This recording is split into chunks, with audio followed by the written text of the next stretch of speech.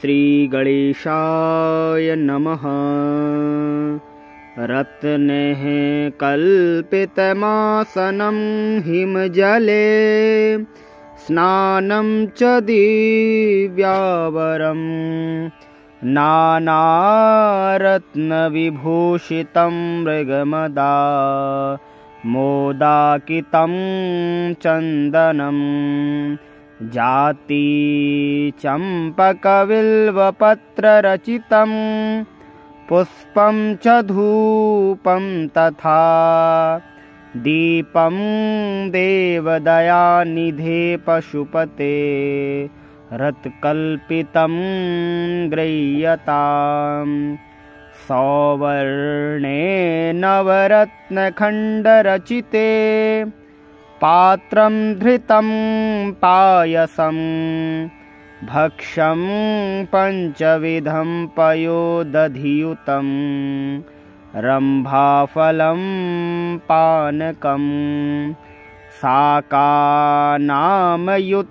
जलं रुचिकरं कर्पूरखण्डोज्ज्वलं ताम्बूलं मनसा मया विरचितं भक्त्या प्रभो स्वीकुरु। छत्रं चामरयोर्युगं व्यजनकं चादर्शकं निर्मलं वीणाभिर्मृदङ्गकाहलकला गीतं च नृत्यं तथा साष्टाङ्गप्रणतिः स्तुतिर्बहुविधा हो तत्समस्तं मम संकल्पेन समर्पितं तव विभो पूजां गृहाण प्रभो। आत्मा त्वं गिरिजामतिः सहचरा प्राणा शरीरगृहं पूजा ते विषयोपभोगरचना